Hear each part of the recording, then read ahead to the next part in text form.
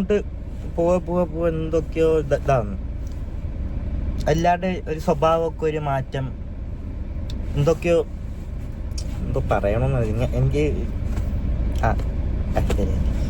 ബാക്കി പറയാം. Hi guys, നമസ്കാരം. എൻ്റെ പുതിയ വീഡിയോയിലോട്ട് നിങ്ങൾക്ക് എല്ലാവർക്കും സ്വാഗതം. അധികം ഒച്ചയ്ക്ക് എനർജറ്റിക് ആയിട്ട് എനിക്ക് ശരിക്കും പറഞ്ഞാൽ ഇന്ന് വീഡിയോ എടുക്കാൻ പറ്റില്ല. But I will try my best. First of all thank you so much to each and everyone. കാരണം ഞാൻ കഴിഞ്ഞ 2 ദിവസമായിട്ട് ഇരുന്ന് എൻ്റെ കമൻറ്റ് ബോക്സ് ഞാൻ വായിക്കുന്നുണ്ട്. ഇരുന്ന് എല്ലാ കമൻസിനും ഞാൻ ഹാർട്ട് ഇടുന്നുണ്ട്. Because I was very happy. ഞാൻ എല്ലാവരുടെയും ജില്ല കമൻറ്റ് അടിക്കുക എന്ന് പറഞ്ഞ സമയത്ത് ഞാൻ ഒരിക്കലും പ്രതീക്ഷയില്ല എനിക്ക് ഇത്രയും റെസ്പോൺസ് കിട്ടുമെന്ന്. കോഴിക്കോട് നിന്നും പാലക്കാട് നിന്നും ഓടുന്നൊക്കെ ഒരുപാട് പേര് വീഡിയോസ് കാണുന്നുണ്ട്, സപ്പോർട്ട് ചെയ്യുന്നുണ്ട്. Thank you so much. അതുപോലെ തന്നെ ഇന്നലെ ഞാൻ അപ്ലോഡ് ചെയ്ത വീഡിയോൻ്റെ താഴെ നിങ്ങൾ കുറേ പേര് കമൻറ്റ് അടിച്ചു, എൻ്റെ വീഡിയോ കാത്തു നിന്നു, എന്തുകൊണ്ടാണ് വീഡിയോ ചെയ്യാത്തത്, വീണ്ടും ഹാപ്പി ആയി വരൂ, ആക്റ്റീവായിട്ട് വരൂ, ഞങ്ങൾ വെയിറ്റ് ചെയ്യാണെന്ന്. എൻ്റെ മോളെ എനിക്ക് സന്തോഷം കൊണ്ട് ഇരിക്കാൻ വയ്യ. കാരണം നമ്മൾ വീഡിയോ ചെയ്യുമ്പം ഒന്നാമത് നമ്മൾ ഫാമിലി വ്ളോഗേഴ്സോ അല്ലെങ്കിൽ വ്ളോഗിങ്ങോ മേക്കപ്പോ കുക്കിങ്ങോ ട്യൂട്ടോറിയൽസോ അല്ല, നമ്മൾ ചെയ്യുന്നത് പക്ക റിയാക്ഷൻ വീഡിയോസാണ്. അതുകൊണ്ട് തന്നെ എത്ര പേർക്ക് നമ്മുടെ കണ്ടന്റ് ഇഷ്ടമാവും എന്നുള്ള കാര്യം നമുക്കറിയില്ല.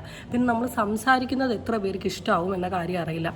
ആൻഡ് അതുപോലെ തന്നെ ഇപ്പോൾ നിങ്ങൾ ശ്രദ്ധിച്ചറിയാം, കഴിഞ്ഞ കുറച്ച് ദിവസങ്ങളായി എൻ്റെ ചാനലിൽ രേണു ചേച്ചി മാത്രമേ ഉള്ളൂ. അതുകൊണ്ട് തന്നെ നിങ്ങൾക്ക് എത്ര പേർക്ക് ഇഷ്ടമാവുമെന്ന് എനിക്കല്ല. ബട്ട് ഫ്രം ഓൾ ദിസ് കുറേ പേർക്ക് വീഡിയോസ് ഇഷ്ടമാണെന്ന് പറഞ്ഞപ്പോൾ ഭയങ്കര സന്തോഷം. അതുകൊണ്ട് തന്നെ ഞാനിപ്പം എക്സ്ട്രാ എനർജറ്റിക് ആണ് ടു ഡു വീഡിയോ.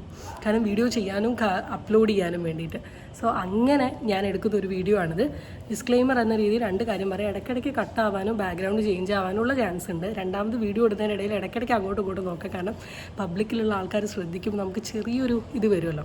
അപ്പം അത്രയേ ഉള്ളൂ. ഇന്നത്തെ വീഡിയോയിൽ നമ്മൾ മെയിനായിട്ട് ഡിസ്കസ് ചെയ്യാൻ പോകുന്നത് രേണു ചേച്ചിയുടെ ഇൻസ്റ്റഗ്രാം അക്കൗണ്ടിൽ കണ്ടിട്ടുള്ള ചില കണ്ടൻറ്റുകൾ. പറഞ്ഞില്ലെങ്കിൽ എനിക്ക് ഉറക്ക് കിട്ടില്ല എന്നുള്ളത് കൊണ്ടാണ്. രണ്ടാമത് നമ്മൾ സംസാരിക്കാൻ പോകുന്നത് ഫൈനലി കിച്ചു ഓപ്പണായി വന്ന് പല കാര്യങ്ങളും പറഞ്ഞിരിക്കുകയാണ്. കിച്ചു ഇന്നലെ ഒരു വീഡിയോ അപ്ലോഡ് ചെയ്തിട്ടുണ്ട്. എത്ര പേര് കണ്ടു എന്ന് എനിക്കറിയില്ല, മേ ബി പലരും കണ്ടിട്ടുണ്ട്. അതിൽ കിച്ചു എണ്ണി വാട്ട് ഈസ് രണാസുന എന്ന് പറയുന്നുണ്ട്.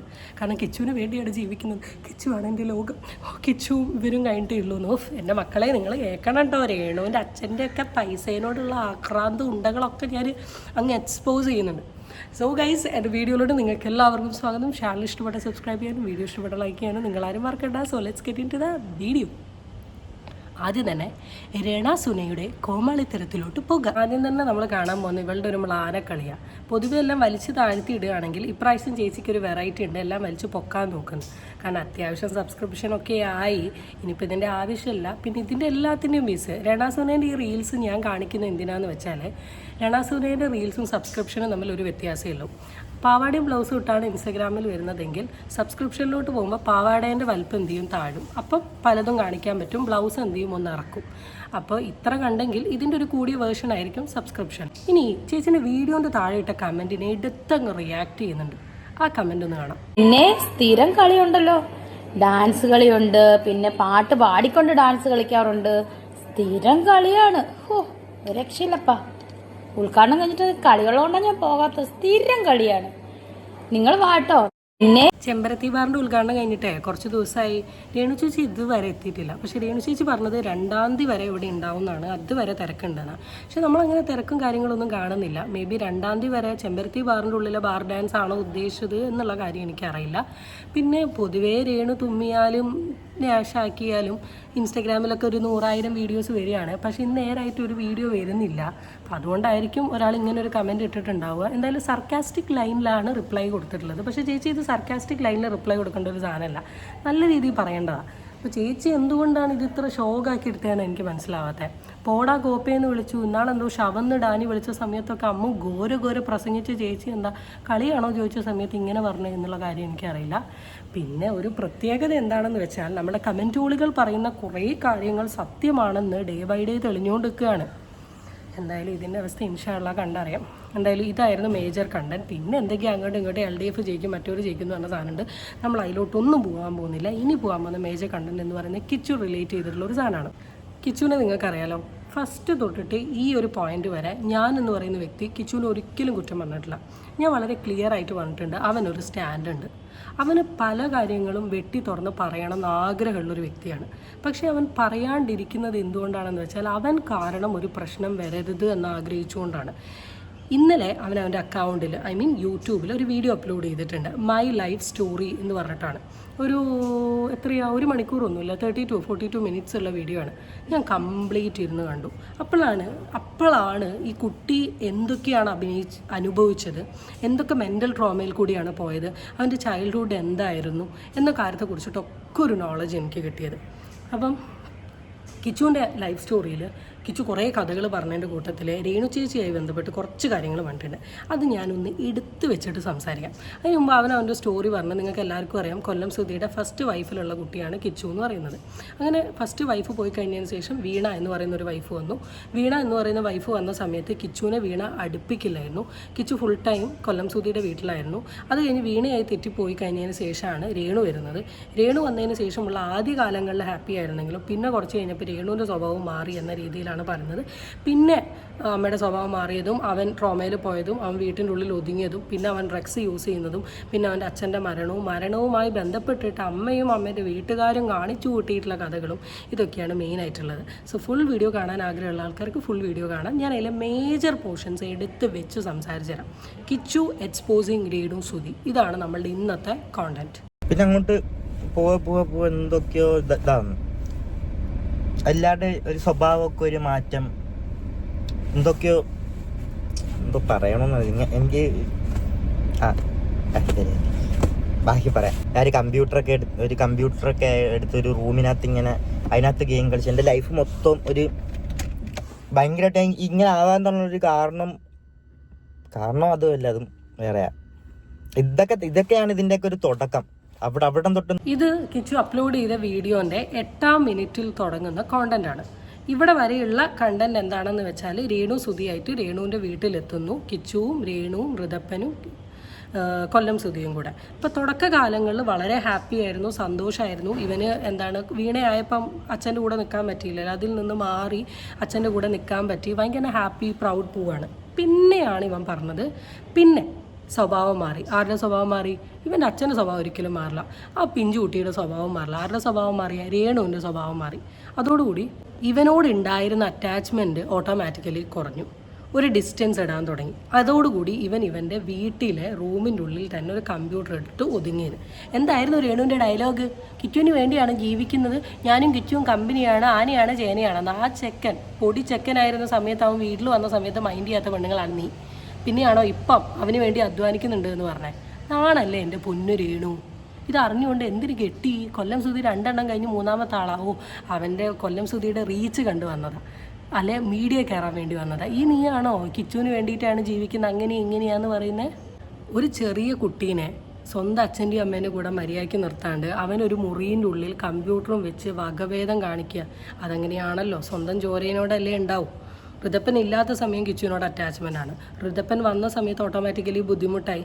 കാരണം കൊല്ലം സുധി ഋതപ്പനെ സ്നേഹിക്കാണ്ട് കിച്ചുവിനെ സ്നേഹിക്കുമോ, അല്ലെങ്കിൽ കൊല്ലം സുധിയിലുള്ള സാധനങ്ങൾ ഋതപ്പന് കൊടുക്കാണ്ട് കിച്ചുവിന് കൊടുക്കുമോ? അതുകൊണ്ടായിരിക്കും ഒരു വകഭേദം അതിന് ശേഷം കാണിച്ചത്. അമ്മോൻ പറഞ്ഞ പോലെ അവിടെ തൊട്ടെന്നാണ് എൻ്റെ ഒരു തുടക്കം. ഒരു റൂമിനകത്ത് ഇങ്ങനെ കമ്പ്യൂട്ടറും കളിച്ച് ഇങ്ങനെ അതിനകത്ത് എന്ന് പറഞ്ഞാൽ വേറെ കണക്ഷൻ ഇല്ല. അച്ഛൻ മാത്രം എൻ്റെ റൂമിൽ വരും, എനിക്ക് ഫുഡ് തരും, പോവും. ഇടയ്ക്ക് ഋതപ്പൻ വല്ലതും റൂമിൽ വന്നിരിക്കും. ഋതപ്പനെ ഞാൻ പിടിച്ച് മടിയെടുത്ത് കീബോർഡിലേക്ക് ഋതപ്പൻ കളിച്ചുകൊണ്ട് ഇങ്ങനെ ഇരിക്കും. ഇത് മാത്രമേ ഉള്ളൂ. ഞാൻ ആ റൂമിൽ നിന്ന് പുറത്തിറങ്ങത്തില്ല, ആരടുത്തും മിണ്ടത്തില്ല. എന്തോ ഒരു ഇതായി എനിക്ക് കണ്ടോ, വളരെ ക്ലിയർ ആയിട്ട് പറയാണ്. കൊറോണേൻ്റെ മുമ്പത്തെ സ്റ്റോറിയാണ് ഇവൻ പറയുന്നത്. അപ്പോൾ ആ ടൈമിൽ ഇവൻ ആരോടും സംസാരിക്കാനില്ല, ആരും ഇവനോട് മിണ്ടുന്നില്ല. ഒന്ന് ആലോചിച്ച് നോക്ക്. രണ്ടാനമ്മേൻ്റെ കൂടെ അവർക്കൊരു കുട്ടി, ഹസ്ബൻഡ്. അവിടെ ഒരു കുട്ടി വരുന്ന സമയത്ത് സ്വന്തം മോൻ ഋതപ്പനേക്കാൾ കൂടുതൽ രേണു സുധി, അല്ലെ രേണു, അത് മതി അവൾ, രേണു കംഫോർട്ടബിൾ ആക്കേണ്ടത് ആരെയാണ്? അവൾ കംഫോർട്ടബിൾ ആക്കേണ്ടത് കിച്ചുവിനെയാണ്. അപ്പോൾ മോൻ വന്നതോടുകൂടി കിച്ചുവിൻ്റെ അടുത്ത് വന്ന ഡിസ്റ്റൻസാണ് ആ കുട്ടീനെ ആ വീട്ടിൻ്റെ ഉള്ളിൽ മാത്രം ഒതുക്കിയത്. സ്വന്തം അമ്മയല്ല, രണ്ടാമത് അമ്മയില്ല. ഇതിൽ കിച്ചു പറയുന്നൊരു സാധനം കേട്ടപ്പോൾ എനിക്ക് ഭയങ്കര സങ്കടമായി. രേണുവിൻ്റെ ഈ കൈൻഡ് ഓഫ് ആറ്റിറ്റ്യൂഡ് കാരണം കിച്ചു കൊല്ലത്തോട്ട് വിളിച്ച് ചോദിച്ചു, ഞാൻ ഇവിടുന്ന് അങ്ങോട്ട് വരട്ടേന്ന്. അപ്പോൾ അവർ പറഞ്ഞു വേണ്ടാന്ന്. കാരണം രേണുവും കൊല്ലം സുധിയും എല്ലാം കൂടെ ആദ്യം അവിടെയാണ് നിന്നത്. എന്നിട്ട് ഈ രേണുവിൻ്റെ വൃത്തിയായിട്ട സ്വഭാവം കാരണമാണ് അവിടെ പ്രശ്നം ഉണ്ടായിട്ട് തിരിച്ച് ഇങ്ങോട്ട് വന്നത്. അപ്പോൾ കിച്ചു ഓടി ഇങ്ങോട്ട് വന്നു. പിന്നെ ഇവിടെ വന്നപ്പോഴാണ് അണ്ടിയോട് അടുക്കുമ്പോൾ മാങ്ങേൻ്റെ പുളി അറിയുന്ന പോലെ രേണുവിൻ്റെ സ്വഭാവം മനസ്സിലായത്. തിരിച്ച് അങ്ങോട്ട് വിളിച്ച് ചോദിച്ചപ്പോൾ അവർ പറഞ്ഞു വേണ്ട, നീ പോയതല്ലേ എന്ന്. പക്ഷേ കുഴപ്പമില്ല, ഇന്ന് ആ കൊച്ചിന് ആശ്രയം അവർ മാത്രമേ ഉള്ളൂ. അതങ്ങനെ തന്നെ ജീവിതകാലം മുഴുവൻ പോട്ടേന്നേ എനിക്ക് പറയാനുള്ളൂ. ഇവളാണ് ഈ മോൻ സ്നേഹ അഭിനയിക്കുക. അമ്മ ഫേക്കല്ലേ? സ്വന്തം മോൻ ഋതപ്പനോട് ഈ ലവ് ഉണ്ടോ എന്നാണ് എൻ്റെ ഇപ്പോഴത്തെ സംശയം. ഉണ്ടായാൽ മതിയായിരുന്നു. ഇല്ലെങ്കിലേ വയസ്സാവുന്ന സമയത്ത്, വാർദ്ധക്യത്തിലെത്തുന്ന സമയത്ത് അവസാനം പോലും ഒരാൾ കൂടെ ഉണ്ടാവില്ല.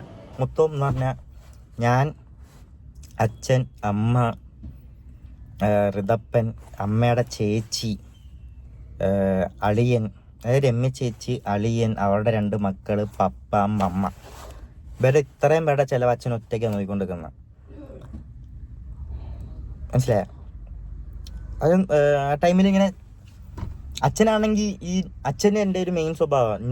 ഈ ഒരു പീസ് ഞാൻ എടുത്തു വെച്ചത് എന്താ അറിയോ? കൊല്ലം സുധീരെ മക്കൾക്ക് ഉണ്ടാക്കി കൊടുത്ത വീടുമായി ബന്ധപ്പെട്ട് ഏറ്റവും കൂടുതൽ കുറ്റം പറഞ്ഞൊരു വ്യക്തിയാണ് ആര്? രേണു സുധിയും രേണു സുധിയുടെ ഡാഡിയും. മമ്മിക്ക് വയ്യാണ്ട് കിടക്കുന്നതുകൊണ്ട് അന്ന് മമ്മി ഒന്നും പറഞ്ഞിട്ടില്ല. പെങ്ങളും ബാക്ക് കൂടെ തിരികെ ഏറ്റുന്നുണ്ട് എന്നുള്ളത് നമുക്ക് നന്നായിട്ട് അറിയാം. അന്ന് തൊട്ടേ ഈറ്റുങ്ങളെല്ലാം കൂടെ കൊല്ലം സുധീനെ പിഴിഞ്ഞുകൊണ്ട് നിൽക്കുക എന്നുള്ളതാണ്. മോനാണ് പറയുന്നത്, പണ്ട് അവൻ അച്ഛൻ നോക്കേണ്ടത് എന്നെ, എൻ്റെ മോനെ. അത് കൊല്ലം സുധിയുടെ ഉത്തരവാദിത്തമാണ്, പുള്ളിയുടെ മക്കളെ നോക്കുക എന്നുള്ളത്. അത് കഴിഞ്ഞതിന് ശേഷം ഭാര്യനെ നോക്കുക, അതും അവരുടെ ഉത്തരവാദിത്തമാണ്.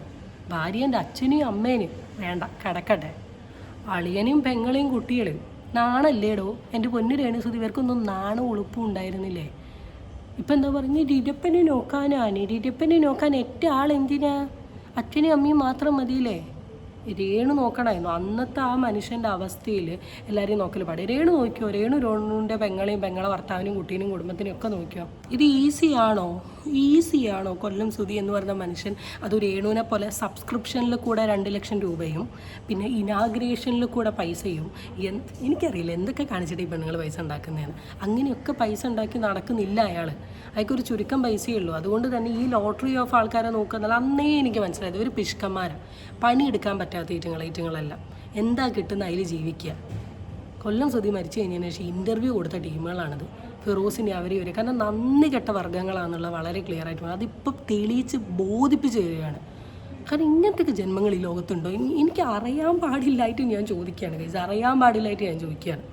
നമ്മളിപ്പോൾ നമുക്ക് കംഫർട്ടബിൾ അല്ലാത്ത ഒരു വ്യക്തിയുടെ വീട്ടിൽ പോയിട്ടുണ്ടെങ്കിൽ നമ്മളിൽ കൂടുതൽ എന്തെങ്കിലും ചെയ്യാൻ പറ്റുമോ? ഞാൻ എൻ്റെ കേസ് ഞാൻ പറഞ്ഞുതരാം. ഞാൻ ഫിനാൻഷ്യലി ഇൻഡിപെൻഡൻ്റ് ആയതിനു ശേഷം എൻ്റെ ഒരു കാര്യത്തിനും ഞാൻ എൻ്റെ ഫാമിലീനെയും എനിക്ക് അറിയുന്ന ആളെയും ഞാൻ ഡിപ്പെൻഡ് ചെയ്തിട്ടില്ല. ഞാനിപ്പോൾ എൻ്റെ കൂടെ ഒരാളെ കൊണ്ടുപോവുകയാണെങ്കിൽ വേണ്ട സാധനങ്ങൾ ഞാൻ അവർക്ക് വാങ്ങിക്കൊടുക്കും. എനിക്ക് ഒരാൾ ഹെൽപ്പ് ചെയ്യുകയാണെങ്കിൽ, ഇവൻ 100 രൂപേൻ്റെ ബിരിയാണി ഒരാൾ വാങ്ങി തരികയാണെങ്കിലും എനിക്ക് അത്ര ആത്മബന്ധം. ഇപ്പം എൻ്റെ ഏട്ടനും അച്ഛനും അമ്മയാണ് ചെയ്യുന്നതെങ്കിൽ ഞാൻ മൈൻഡ് ചെയ്യില്ല. അതല്ലാത്ത ഏത് വ്യക്തികളാണെങ്കിലും കൊടുക്കേണ്ട പൈസ ഞാൻ കൊടുത്തിട്ടേ ഉള്ളൂ, വാങ്ങി കൊടുത്തിട്ടേ ഉള്ളൂ. കാരണം അതൊക്കെ നമ്മുടെ ഇന്നർ ക്വാളിറ്റിയാണോ? ഞാൻ കണ്ടുപിടിച്ച, ഞാൻ കണ്ടു വളർന്ന. അതില്ലാത്ത ടീമുകളൊക്കെ ഇങ്ങനെ അന്നും ഇന്നും ഇങ്ങനെ നിന്നോളും. കേൾക്കുമ്പോൾ തന്നെ വെറുത്തു പോയി. സീരിയസ്ലി ദിസ് കിച്ചു സഹി കെട്ടിട്ടാണ് ആ കുട്ടി ഇന്ന് ഇങ്ങനെ ഒരു വീഡിയോ ചെയ്തതെന്ന് എനിക്ക് മനസ്സിലാവുന്നത്. കാരണം ഈ വീഡിയോയിലൊക്കെ കംപ്ലീറ്റ്ലി കിച്ചു വരെ കുറ്റം പറയുന്നത്. ആ വീഡിയോ കണ്ടിട്ടുള്ള ആൾക്കാർക്ക് അറിയാം. കാരണം അങ്ങനെ വെറുപ്പിക്കുകയാണ് ഈ പെണ്ണുങ്ങൾ.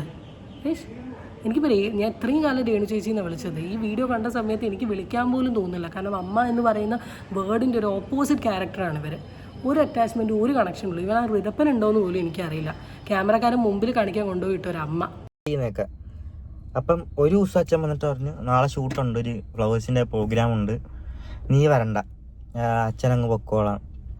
അമ്മയ്ക്ക് അതും ഇതൊക്കെ ഓരോ പ്രശ്നങ്ങളായിരുന്നു. എന്നെ കൊണ്ടുപോകുന്നത് ഷൂട്ടിന്, ഞങ്ങൾ 2 പേരും പോകുന്നത്, അതൊന്നും അമ്മയ്ക്ക് അങ്ങനെ വലിയൊരു താല്പര്യമില്ലാത്ത സംഭവമൊക്കെ ആയിരുന്നു. അതിൻ്റെ ഇടയിൽ അടിക്കുണ്ടായിട്ടുണ്ട്. എന്തോ ആർക്കും എന്നെ അങ്ങോട്ട് ഇഷ്ടമല്ലായിരുന്നു. അങ്ങനെ ഒരു അട്ടായിപ്പോയിരുന്നു. അങ്ങനെ കൊല്ലം സുധി സ്വന്തം മോൻ കിച്ചുവിനെ ഷൂട്ടിങ്ങിന് കൊണ്ടുപോകുന്നതിന് രേണുമമ്മിക്ക് ഇഷ്ടമല്ലാന്ന്. ആ രേണുമമ്മിക്ക് ഇഷ്ടമുണ്ടാവില്ല. കാരണം രേണുമമ്മി ഷൂട്ടിനോ റാസൽ ഗൈമയിൽ ഒറ്റയ്ക്കല്ലേ പോകുന്നത്. കാരണം ഒറ്റയ്ക്ക് എന്താ പോയാലല്ലേ രേണു ചേച്ചിക്ക് അങ്ങ് പൊളിക്കാൻ പറ്റുമോ? ഇത് സംഭവം എന്താ അറിയോ? ആള് കരുതിയത് കിച്ചുവിൻ്റെ കൂടെ വരിക, എന്നിട്ട് ജീവിക്കുക. സ്വന്തമായിട്ടൊരു കുട്ടി വന്ന സമയത്താണ് ആ കുട്ടിക്ക് കിട്ടേണ്ട പൈസ, ആ കുട്ടിക്ക് കിട്ടേണ്ട അറ്റൻഷൻ, ആ കുട്ടിക്ക് കിട്ടേണ്ട സാധനം. എടോ അങ്ങനത്തെ ഒരു കോൺസെപ്റ്റ് ഉണ്ട്. എൻ്റെ പൊന്നു രേണു, നീ ഒന്നും കല്യാണം കഴിക്കാൻ നിൽക്കരുത്. നീ ഒന്നും കല്യാണം കഴിക്കാൻ നിൽക്കരുത്. അല്ലെങ്കിൽ കുട്ടികളില്ലാത്ത ഒരാളെ നോക്കി നീ കല്യാണം കഴിക്കണം. ഇത് കിച്ചു ഉണ്ട് കുട്ടി എന്ന് അറിഞ്ഞിട്ടല്ലേ ഈ കല്യാണം കഴിച്ചത്. അതും 2 ഡിവോഴ്സ് പോലത്തെ കാര്യങ്ങൾ നടന്നിട്ടുള്ള ഒരു വ്യക്തിയാണ് കൊല്ലം സുധി. ഇതൊക്കെ അറിഞ്ഞ് ഈ കല്യാണം കഴിച്ച് കഴിഞ്ഞിട്ട് ആ കുട്ടീനോട് ഇങ്ങനെ ഒരു ക്രൂരത ചെയ്യുന്നുണ്ടെങ്കിൽ നിനക്കൊക്കെ കണ്ണീച്ചോരാന്ന് പറയുന്ന ഒരു സാധനം ഉണ്ടായിരുന്നോ? ഈ ഒരു പ്രായത്തിലൊക്കെ ഈ ചെയ്യും. അവനിപ്പോൾ അന്നേക്കാളും മാന്യമായി പൈസ ഉണ്ടാക്കി ആ ചെക്കൻ ജീവിക്കുന്നുണ്ട്. അന്നേക്കാളും മാന്യമായി പൈസ ഉണ്ടാക്കി അവൻ ജീവിക്കുന്നുണ്ട്. ആ മാന്യത ഇമ്പോർട്ടൻ്റ് ആണ്. ഈ ഉണ്ടാക്കേണ്ട പൈസ മാന്യത നമ്മൾ കണ്ടു. സബ്സ്ക്രിപ്ഷനിൽ കൂടെ മാന്യത ഈ പ്രായത്തിൽ ചെയ്യും, അവൻ സ്ട്രോങ് ആവും. ചെറിയൊരു പ്രായത്തിൽ ഇതൊക്കെ ഈ കുട്ടികളോട് ചെയ്യാമെന്ന് പറഞ്ഞ രേണു ഇതിനൊക്കെ ഉള്ള ഈ അനുഭവിക്കും. ഇപ്പോൾ ഈ നടക്കുന്ന ഈ അഹങ്കാരവും അസൂയും കുശുമ്പിനൊക്കെ ഉള്ളത് എനിക്കൊരു സ്റ്റേജ് എത്തുമ്പോൾ കിട്ടും. ഈ വയ്യാണ്ട് കിടക്കുന്ന സമയത്ത് ഒരു തുള്ളി വെള്ളം തരാനെങ്കിലും ഒരാൾ കൂടെ ഉണ്ടാവണം. ഇപ്പോൾ ഈ കൂടെ നിൽക്കുന്ന ഈ അച്ഛനമ്മ അല്ലെങ്കിൽ ഈ ക്യാമറ അത് ഇത് ഇവരുടെയൊക്കെ ജീവിതം റെഡിയായി അവർ പോകേണ്ട വഴിക്ക് പോവും. അതോടുകൂടി എൻ്റെ തീരും. കാരണം എനിക്ക് സീരിയസ്ലി ഞാൻ ഇന്നേ വരെ എത്ര വീഡിയോ ഞാൻ ചെയ്തിട്ടുണ്ടെങ്കിലും ഭയങ്കര രേണുവിനെ അഗെയിൻസ്റ്റ് ആയിട്ട് വീഡിയോ ചെയ്യുകയോ റെസ്പെക്റ്റ് ഇല്ലാണ്ട് സംസാരിക്കുകയോ ഒന്നും ചെയ്തിട്ടില്ല. പക്ഷേ ഈ വീഡിയോ കണ്ട സമയത്താണ് ആ ഒരു കുട്ടിയുടെ ജീവിതം എത്രത്തോളം നശിപ്പിക്കാൻ ഈ പെണ്ണുങ്ങൾ കാര്യമായി എന്ന് മനസ്സിലായത്. കാരണം അവൻ മെൻ്റൽ ട്രോമയിൽ കൂടെ പോയി, അവൻ ഡിപ്രഷനിൽ കൂടെ പോയി, അവൻ റൂമിൽ ഒതുങ്ങി നിന്ന് അവൻ ഡ്രഗ്സിലോട്ട് പോയി. ഇതിൻ്റെയൊക്കെ ഒരു മേജർ റീസൺ എന്ന് പറഞ്ഞാൽ രേണുവാണ്. വീണേനും പറയാൻ പറ്റില്ല, ആദ്യത്തെ ഭാര്യനും പറയാൻ പറ്റില്ല. കാരണം അവർ ഇവനെ ഈ അവസ്ഥയിലോട്ട് എത്തിച്ചിട്ടില്ല. സ്നേഹിച്ചുകൊണ്ട് കൊണ്ടുവന്ന് ലാസ്റ്റ് ഒരു റൂമിലിട്ടിട്ട് അവനെ മാറ്റി പീഡിപ്പിച്ച് പ്രശസ്തിൻ്റെയും പണത്തിൻ്റെയും പുറകെ പോകുന്ന അൾട്രാ സൈക്കോ. അപ്പോഴും എനിക്ക് എന്തെങ്കിലുമൊക്കെ എൻ്റെ വിഷമങ്ങളാണേലും എന്തെങ്കിലും പറയാനായിട്ടാണെങ്കിലും എനിക്ക് വിളിക്കാനായിട്ടും അച്ഛനൊന്നും ഒരാളുണ്ട്. എനിക്ക് എന്തൊക്കെ ചെയ്തെന്ന് പറഞ്ഞാൽ എനിക്ക് എന്തൊക്കെ വിഷമമുണ്ടെന്ന് പറഞ്ഞാലും എനിക്ക് ഒരാളെ വിളിക്കായിരുന്നു. അച്ഛൻ എന്തൊക്കെ ചെയ്താലും ഈ വിളിക്കായിരുന്നു. ആ ഒരു ധൈര്യം ഇങ്ങനെ ഭയങ്കരമായിട്ട് എനിക്കുണ്ടായിരുന്നു. ഒരു ദിവസം ഷൂട്ടിന് പോകണ്ടെന്ന് പറഞ്ഞിട്ട് പിറ്റേ ദിവസം എന്നാൽ രാത്രി വിളിച്ചിട്ട് എൻ്റെ അടുത്ത് പറഞ്ഞിട്ട് രാവിലെ ഒരു 4 മണിക്ക് ആകുമ്പോൾ വരും, നീ എന്നെ ഒന്ന് ചങ്ങനാശ്ശേരി ഒന്ന് വിളിക്കാൻ പറഞ്ഞു. ഓക്കെ, അങ്ങനെ 4 മണിയായപ്പം വിളിച്ച് ഫോൺ എടുത്തില്ല. എന്നിട്ട് ഞാൻ കിടന്നുറങ്ങി. ഞാൻ വിചാരിച്ച് അച്ഛനെപ്പോഴും ഈ ഷൂട്ടിനൊക്കെ പോയിട്ടുണ്ട് ഈ ഉറങ്ങിപ്പോകുന്ന സ്വഭാവം ഉണ്ട്. അപ്പം പിന്നെ ഫോൺ എടുക്കത്തില്ല എന്നുള്ളൊരു ഇതായി. ഞാൻ വെച്ചാൽ കിടന്നുറങ്ങാം, രാവിലെ എന്തായാലും വരും. അപ്പം ഞാൻ കിടന്നുറങ്ങി. എന്നെ അമ്മ ഒന്നിങ്ങനെ തട്ടി എണീപ്പിച്ചിട്ട് ഞാരാ നീ അച്ഛനെന്തോ പറ്റിയെന്ന് തോന്നുന്നു, ഒന്ന് വിളിച്ചു നോക്കുക. ഞാനിപ്പം എണീക്കുന്നു, നേരെ അച്ഛൻ്റെ ഫോണിലോട്ടൊക്കെ വിളിക്കുന്നു. ഫോണിലോട്ട് വിളിച്ചിട്ട് എടുക്കുന്നൊന്നുമില്ല, ഫോൺ സ്വിച്ച് ഓഫ് ഒക്കെ പറയുന്നു. അപ്പോഴേ ആൾക്കാരൊക്കെ ഇങ്ങനെ വരാൻ തുടങ്ങി. അപ്പം എനിക്ക് മനസ്സിലായി എന്തോ ഇതായിട്ടുണ്ട്. അപ്പോഴത്തേക്ക് ഞാൻ നേരെ ആദ്യം അനൂപേട്ടനെ വിളിച്ചിട്ട് എന്തോ പറ്റിയ അനൂപേട്ട അച്ഛന്. അനൂപേട്ടൻ പറഞ്ഞിങ്ങനെ രക്ഷിക്കാൻ പറ്റിയില്ല, സോറി എന്ന് പറഞ്ഞിട്ട് ഫോൺ ഇങ്ങനെ കട്ട് ചെയ്ത്. ഞാൻ ഈ ഒരു സാധനം എടുത്തു പറയുന്നത് എന്തുകൊണ്ടാണെന്നറിയോ? പൊതുവേ നമ്മൾ ഏത് ഇൻ്റർവ്യൂസ് കണ്ടിട്ടുണ്ടെങ്കിലും ആ ഇൻ്റർവ്യൂവിൽ ചെന്നിട്ട് രേണു കൊല്ലം സുധിയുടെ മരണത്തെക്കുറിച്ച് പറയുന്നുണ്ട്. രേണു പറയുന്നത് എന്താണ്? തലേ ദിവസം വാവൂറ്റെന്നെ ചോറ് വാരിട്ടെന്നു, വാവൂറ്റെന്നെ അത് കഴിക്കാണ്ട് തുപ്പിയിട്ടു, പിറ്റേ ദിവസം എന്ത് ചെയ്തു, കൊല്ലം ശ്രുതി പോയി, പിന്നെ കൊല്ലം ശ്രുതി ഇത് കരച്ചിൽ. ഈ ഒരു സാധനം കാണുന്നത് നമുക്ക് ഹീലിംഗ് എന്ന് പറയുന്നത് ഇസ് പാർട്ട് ഓഫ് ലൈഫ്. നമ്മൾ എന്തൊക്കെ പ്രശ്നത്തിൽ കൂടെ പോയിട്ടുണ്ടെങ്കിലും നമ്മുടെ ലൈഫിൽ നമുക്ക് ഹീലിംഗ് സംഭവിക്കും. ഹീലിംഗ് സംഭവിക്കാത്ത വ്യക്തികളൊന്നുമല്ല ഈ ലോകത്ത് ജീവിക്കുന്നത്. അപ്പം എൻ്റെ ലൈഫിൽ വളരെ വേണ്ടപ്പെട്ട വ്യക്തികൾ എന്നെ വിട്ടു പോയിട്ടുണ്ടെങ്കിലും അല്ലെങ്കിൽ മരണപ്പെട്ടിട്ടുണ്ടെങ്കിലും ഞാൻ ആ സിറ്റുവേഷൻസ് ടൈം എടുത്തിട്ടാണെങ്കിൽ ഓവർകം ചെയ്യും. അത് പാർട്ട് ഓഫ് ലൈഫാണ്. ഇപ്പോൾ എൻ്റെ ഗ്രാൻഡ് മദർ മരിച്ചു, എനിക്കത് വലിയ ട്രോമയായിരുന്നു. പണ്ട് ഞാൻ സോഷ്യൽ മീഡിയയിലാണെങ്കിലും അല്ലെങ്കിൽ ഈവൻ എന്നോട് ചോദിക്കുന്ന വ്യക്തികളോടാണെങ്കിലും അത് സംസാരിക്കുമ്പോൾ ഞാൻ എപ്പോഴും കരഞ്ഞുകൊണ്ടാണ് സംസാരിച്ചുകൊണ്ടിരുന്നത്. ഇന്ന് എനിക്കത് സംസാരിക്കാൻ പറ്റുന്നുണ്ട്, എനിക്കത് പെയിൻ ഉണ്ടെങ്കിലും ദാറ്റ്സ് ഇറ്റ്. പക്ഷേ രേണു എന്ന് പറയുന്ന വ്യക്തി ഇപ്പോഴും ഇൻ്റർവ്യൂവിൽ വന്ന് ഇങ്ങനെ കരഞ്ഞുകൊണ്ട് നിൽക്കുകയാണ്. അത് തന്നെ ഏറ്റവും വലിയ കള്ളത്തരം. ആ ഒരു സിറ്റുവേഷനെ ആ കുട്ടി ഓർത്തെടുത്ത് എക്സ്പ്ലെയിൻ ചെയ്യുന്നൊരു കാര്യം കണ്ടോ? അവിടെ അവന് പതറലുണ്ട്, അവൻ്റെ മുഖത്ത് വിഷമമുണ്ട്, അവനൊരു ഡള്ളുണ്ട്. അവൻ ഈ തുടക്കത്തിൽ പറഞ്ഞൊരു കാര്യമുണ്ട്, എനിക്കിനി എന്തൊക്കെ സംഭവിച്ചാലും ഞാനിനി ഒരാളെ എന്തെങ്കിലും ചെയ്തിട്ടാണെങ്കിലും എനിക്ക് പറയാനുള്ളൊരു കംഫോർട്ടബിലിറ്റി ഉള്ള വ്യക്തിയായിരുന്നു എൻ്റെ അച്ഛൻ. ഇനി എനിക്കില്ല. രേണുവിനോട് പറയാൻ പറ്റുമോ? ഓൾ രാസൽ ഗൈമയെ കൂടെ തുള്ളി കിടക്കുക. ആരോടാ പറയാൻ പറ്റുക? ഇനി എത്രയൊക്കെ പറഞ്ഞാലും നമ്മുടെ അച്ഛനും അമ്മയും നമ്മൾ പറയുന്നത് കേട്ട് നിൽക്കുന്നത് പോലെ വേറെ ആര് കേട്ട് നിൽക്കും? ആരും കേട്ട് നിൽക്കില്ല, ആരും കൂടെ ഉണ്ടാവില്ല. കാക്കയ്ക്ക് തൻകുഞ്ഞ് പൊൻകുഞ്ഞ് പോലെ തന്നെയാണ്. അവനാണ് നഷ്ടം സംഭവിച്ചത്. പക്ഷേ ആ നഷ്ടം അവൻ ഇപ്പോഴും വിഷമായി വിങ്ങലായി നിൽക്കുന്നുണ്ടെങ്കിൽ അവൻ അത് വിൽക്കാണ്ട് ആ കൊച്ച് ജീവിക്കുന്നു. അപ്പോൾ ഈ പെണ്ണുമ്പിള്ളയോ ഇല്ലാത്ത സങ്കടം ഉണ്ടെന്ന് കാണിച്ച് ഇതൊരു ടോപ്പിക്കാക്കി എടുത്തുകൊണ്ട് റാസൽ ഗൈമയിലും അവിടെയും എവിടെയും പോയി സബ്സ്ക്രിപ്ഷനും റീച്ചും പിടിച്ച് കിടക്കുന്നു. എവിടെയാണ് true love? To all the Renu supporters എനിക്ക് ചോദിക്കാനുള്ളത്, ഇത് കേട്ടിട്ട് നിങ്ങൾ കുറേ അങ്ങ് പ്രസംഗിക്കുന്നുണ്ടല്ലോ, നിങ്ങൾക്കൊന്നും വേറെ പണി, നമുക്ക് പണിയുണ്ടോ? നമുക്ക് നല്ല പണിയുണ്ട്. നിങ്ങളെന്തിനാ ഇവരെ ഉറങ്ങി കിടക്കുന്നത്? ഈ വൃത്തികെട്ട ഇവരുടെ മെൻറ്റാലിറ്റി എക്സ്പോസ് ചെയ്യാൻ വേണ്ടിയിട്ടാണ് നമ്മൾ കിടക്കുന്നത്. ഓക്കെ, അതിൻ്റെ ഇടയിൽ ഒരു കമൻറ്റ് ഞാൻ കണ്ടു, വായിച്ചു തരാം. 12:28 പോയിന്റിലിട്ടാണ്. പറയണം, നീ ഓപ്പണായി പറ, ഇല്ലെങ്കിൽ ഞാൻ പറയാം. രേണു പറയുന്നില്ല, നിൻ്റെ പപ്പയുടെ വരുമാനത്തിനേക്കാൾ ചിലവാക്കി അവളുടെ കുടുംബത്തിലുള്ള എല്ലാവർക്കും നിൻ്റെ അച്ഛനെ പറ്റിച്ചു ജീവിച്ചു. ലാസ്റ്റ് രേണു ഡാഷ് എപ്പോഴും പറയും നേരെ നോക്കാൻ പറ്റില്ല എങ്കിൽ പിന്നെ എന്തിന് കെട്ടി എന്ന്. അത് മാത്രമല്ല, അച്ഛനെ കൊണ്ട് കടം മേടിപ്പിക്കാൻ തുടങ്ങി. ഒപ്പം അവൾ പലരുമായി ബന്ധം പുലർത്തി. അതറിഞ്ഞ് പ്രശ്നമായിരുന്നു. ഷിജു സുരേന്ദ്രൻ ബായി എന്ന് പറയുന്ന ആൾ 7 മണിക്കൂർ മുമ്പ് ഈ വീഡിയോയിൽ ഇട്ടിട്ടുള്ള ഒരു കമൻറ്റാണ്. വളരെ പബ്ലിക്കായിട്ട് പറയുകയാണ്, രേണു സുധി എന്ന് പറയുന്ന വ്യക്തി കൊല്ലം സുധീനെ തിന്നുകൊണ്ട് ജീവിക്കുകയായിരുന്നു എന്നുള്ളത്. ഇത് ഒരുപാട് കമൻസ് ഉണ്ട്. രേണു സുധീനെ സപ്പോർട്ട് ചെയ്യുന്ന വ്ളോഗേഴ്സും രേണു സുധീനെ സപ്പോർട്ട് ചെയ്യുന്ന ബാക്കി കമൻറ്റോളികളും എല്ലാവരും നിർബന്ധമായിട്ടും പോയി കാണേണ്ട സാധനങ്ങളാണ്. ഞാൻ ഈ ഒരൊറ്റ കമൻ്റ് എടുത്ത് വായിച്ചു എന്നേ ഉള്ളൂ, ബാക്കി കേൾക്കാം. ചെയ്യണമെന്ന് അറിയത്തില്ല. എനിക്ക് എൻ്റെ മനസ്സിൽ വരുന്നതെന്ന് വെച്ച് കഴിഞ്ഞാൽ ഞാൻ അങ്ങോട്ട് എന്തോ ചെയ്യും. ഋതപ്പനെ ഞാൻ എങ്ങനെ നോക്കും? എനിക്ക് ഇതൊക്കെ ഭ്രാന്തടിച്ച് ഇങ്ങനെ എന്തോ ചെയ്യണമെന്ന് അറിയത്തില്ല. സ്റ്റക്കായി ലൈഫ് ഇങ്ങനെ നിൽക്കുക. എന്തോ അങ്ങോട്ട് എങ്ങനെ ഒന്നും അറിയത്തില്ല. ഇങ്ങനെ നിൽക്കുക. ഇവര് 5 സ്റ്റാർ ഹോട്ടലിൽ കയറി ഫുഡ് കഴിക്കുന്നുണ്ട്. തുപ്പലിറക്കാൻ പറ്റുന്നില്ല എനിക്ക്.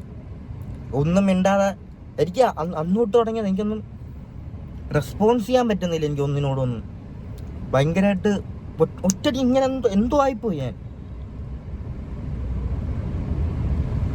ഹോട്ടലിൽ കയറുന്നു, ഫുഡ് കഴിക്കുന്നു, വീണ്ടും പോകുന്നു, ആശുപത്രി എത്തുന്നവരെ ഞാൻ ചിന്തിക്കും ഇതൊക്കെ ഒരു പ്രാങ്ക് എന്നായിരിക്കണേ, അങ്ങനെ എന്തെങ്കിലുമൊക്കെ ആയിരിക്കണേ. പക്ഷെ പോകുന്ന വഴിക്ക് ഒരു ന്യൂസ് ഇട്ടേക്കുക, ന്യൂസിനകത്ത് കണ്ട്. പക്ഷെ എനിക്ക് അപ്പോഴും എനിക്ക് അങ്ങോട്ട് അക്സെപ്റ്റ് ചെയ്യാൻ പറ്റുന്നില്ല. എന്തോ നേരെ ചെന്ന് ആദ്യ അച്ഛനെ അവിടെ പോയി കണ്ട് ഇങ്ങനെ അകത്ത് ഒരു ആൾക്കാരൊക്കെ ഉണ്ട്. ആൾക്കാർ ഇങ്ങനെ കൊണ്ടുവന്ന് ഞാൻ ഈ ഒരു പീസ് ആഡ് ചെയ്ത് എന്തിനാ അറിയാം? കൊല്ലം സുധി മരണപ്പെട്ട ദിവസം കൊല്ലം സുധിയുടെ ബോഡി സ്ഥലത്തോട്ട് പോകുന്നത് കിച്ചുവും രേണുവിൻ്റെ പെങ്ങള ഭർത്താവും പിന്നെ കുറച്ച് പള്ളിയിലുള്ള ടീമുകളെല്ലാവരും കൂടിയാണ്. ഇവരെല്ലാവരും കൂടെ മരണം കാണാൻ വേണ്ടി പോകുന്നത് 5 സ്റ്റാർ ഹോട്ടലിൽ ഫുഡ് കഴിച്ചിട്ടാണ്. അളിയൻ ആ ഒരു സാധനം ഉണ്ടാവും. കാരണം പുള്ളിൻ്റെ മൂക്കിൻ്റെ താഴെയുള്ള മീശയാണെങ്കിൽ സ്വന്തമായിട്ട് ജോലി ചെയ്ത് അധ്വാനിച്ചിട്ട് ഭാര്യേനെയും അമ്മായച്ചനെയും അമ്മായിമ്മേനെയും നോക്കണം. അത് ചെയ്യാണ്ട് അവിടെയും കൊല്ലം സുധീനെ പിഴിഞ്ഞുകൊണ്ട് ജീവിച്ചിട്ടുള്ള ടീമാണ്. അതുകൊണ്ട് തന്നെ ആ ക്വാളിറ്റിയെ ഈറ്റിങ്ങൾക്ക് കാണും. ഇനി രണ്ടാമത്തതിലൊരു കള്ളത്തലുണ്ട്, പൈസ പറ്റിച്ച എന്താന്ന് വെച്ചാൽ അവർ ചെയ്യാൻ പറഞ്ഞു. അങ്ങനെ അവരതൊക്കെ ചെയ്യുന്നു. ഇതിൻ്റെ ഇടയ്ക്കാണെങ്കിൽ കൊല്ലത്ത് ബോഡി കൊല്ലത്ത് കൊണ്ടുപോകണം എന്ന് പറഞ്ഞിട്ട് അങ്ങനെ ഒരു പ്രശ്നം നടക്കുന്നു. അതിൻ്റെ ഇടയ്ക്ക് ഈ വണ്ടി ഇരിക്കുന്നവരാണെങ്കിൽ കൊല്ലത്ത് കൊണ്ടുപോകാനായിട്ട് സമ്മതിക്കുന്നു. പള്ളിക്കാരും എൻ്റെ കൂടെ ഇരിക്കുന്ന മൊത്തം കുറേ പള്ളിക്കാരും അളിയനും പോവുക. ഇവരാണ് എൻ്റെ നിന്ന് ഫോണൊക്കെ വാങ്ങി വയ്ക്കുന്നു. പറഞ്ഞാൽ മതി, പറ്റത്തില്ല, അങ്ങനെ ഇങ്ങനെ. എന്നിട്ട് ഞാൻ എറണാകുളത്ത് ചെന്നപ്പോഴത്തേക്ക് അനുഭവം എൻ്റെ അടുത്ത് ഇങ്ങനെ കാര്യം പറഞ്ഞ് എനിക്ക് കൊല്ലത്ത് കൊണ്ട് കാണിക്കണം. ഞാൻ ആ സ്റ്റാൻഡിൽ നിന്നിട്ട് രാത്രി കൊല്ലത്തുകൊണ്ടൊക്കെ കാണിച്ച് തിരിച്ചു വന്നു. പിന്നെ കൊല്ലത്ത് കൊണ്ടുപോയി കാണിച്ചില്ലെങ്കിലേ ആ മനുഷ്യൻ്റെ ആത്മാവിന് ഒരു ശാന്തി കിട്ടൂല. കാരണം നിങ്ങളെപ്പോലെ പൈസയ്ക്ക് ആക്രാന്തം പിടിച്ചുകൊണ്ട് നടക്കുന്ന അല്ലെ തിന്ന അലപ്പ് തീർക്കുന്ന ഈറ്റിങ്ങളെ പറയുന്ന അനുസരിച്ച് ആക്കണമായിരുന്നു. ആ വ്യക്തി നിൽക്കേണ്ടത് ആ വ്യക്തിയുടെ അമ്മേൻ്റെയും അച്ഛൻ്റെയും മോൻ്റെയും അടുത്താണ്. ഈ കഥ കേട്ടതിൽ കൂടെ മനസ്സിലായത് പൈസയ്ക്ക് വേണ്ടി മാത്രം ആ വ്യക്തിനെ മാനസികമായി തകർത്തുകൊണ്ട് നിന്നൊരു കുടുംബമായിരുന്നു രേണുവിൻ്റെ കുടുംബം. അവരുടെ കൂടെ അല്ലെങ്കിൽ അവർ പറയുന്ന സ്ഥലത്ത് അടക്കുന്നതിലും ഏറ്റവും നല്ലതല്ലേ. ലാസ്റ്റ് കൊല്ലത്ത് കൊണ്ടുപോകാൻ പോലും സമ്മതിച്ചിട്ടില്ല ഇവർ എന്ന് പറയുമ്പോൾ, എടാ എന്തുവാടേ രേണു, നീ ഈ സോഷ്യൽ മീഡിയയിൽ വന്ന് ഇത്രയും കാലം കാണിച്ചേ? ഒന്നില്ലെങ്കിൽ എൻ്റെ കഴുത്തിൽ താലി കെട്ട് മനുഷ്യനല്ലേടി. അതാണ് സാധനം. നവാസ് ഖാൻ്റെ ഭാര്യനെ ഈ കണ്ടുപിടിക്കണം. ഭർത്താവിനോട് ആത്മാർത്ഥമായി സ്നേഹമുള്ള ഒരു ഭാര്യയും രേണു ചെയ്യുന്നത് പോലെ തോന്നിവാസം ചെയ്തുകൊണ്ട് സോഷ്യൽ മീഡിയയിൽ നടക്കില്ല. അങ്ങനെ നടക്കുന്നത് നിങ്ങൾക്ക് ആ വ്യക്തിനോട് ഒരു സ്നേഹം ഉണ്ടായിരുന്നില്ല. നിങ്ങളുടെ കുടുംബം മുഴുവൻ തിന്നുപോകാൻ വേണ്ടി നിങ്ങൾ പിഴിഞ്ഞു നടന്ന ഒരു മനുഷ്യൻ. പള്ളിക്കാരും അളിയനും 5 സ്റ്റാർ ഹോട്ടലിൽ കയറി ഭക്ഷണം എങ്ങനെയാണോ ഇറങ്ങുക? എന്തുവാടോ തിന്നുന്നേ? യു ജസ്റ്റ് ഗോ ആൻഡ് കഥം ഹേ, എന്നാലെങ്കിലും നിങ്ങൾക്ക് ക്വാളിറ്റി ഉണ്ട് എന്ന് മനസ്സിലാവും. അവൻ എക്സ്പോസ് ചെയ്യാൻ തുടങ്ങി. ഇനി നേരത്തെ എക്സ്പോസ് എല്ലാത്തിനും. ഇതെല്ലാം പരിപാടിയെല്ലാം സംഭവം എല്ലാം കഴിഞ്ഞു.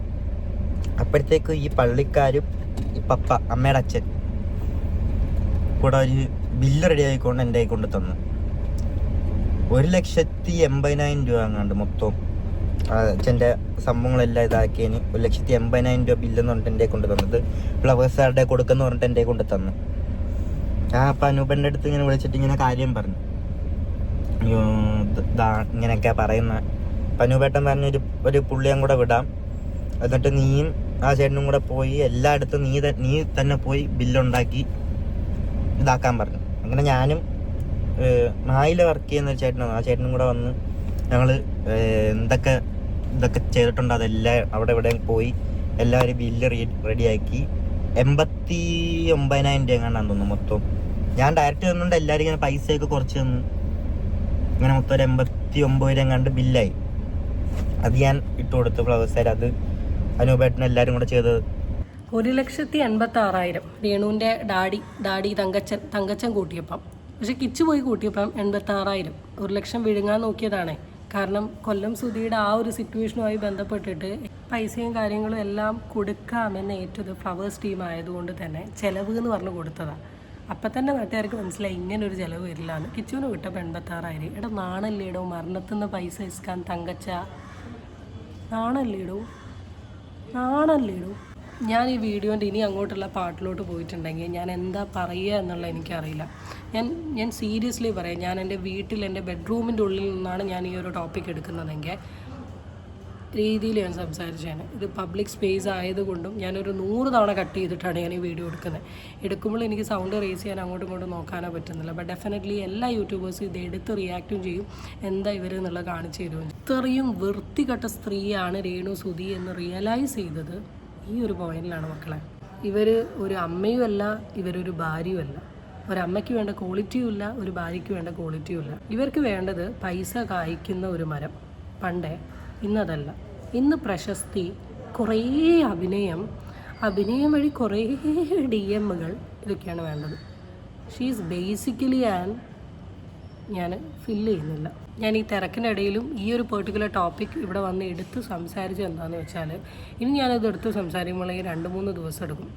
എൻ്റെ വ്യൂവേഴ്സ് കാണണം why I am against Renu Sudhi. And one more thing എനിക്ക് പറയാനുള്ളത്, ഇനി അങ്ങോട്ടേ രേണു ചേച്ചിയുടെ വീഡിയോ ഇട്ടുകൊണ്ടേയിരിക്കും. Because she is such an liar, fake lady. പൈസയുടെ പുറകെ പോകുന്ന ലേഡിയാണ്. ഇവളെ വളരട്ടെ, പക്ഷെ ഞാൻ എണ്ണി പറയാണ്, വളരട്ടെ. ഒരു നാൾ പൂർവാധികം ശക്തിയോടുകൂടി മലർന്നടിച്ചു വീഴും. ആ വീഴ്ച കാണാൻ ഞാൻ ഇരിക്കുകയാണ്. Okay, Thankachan and family.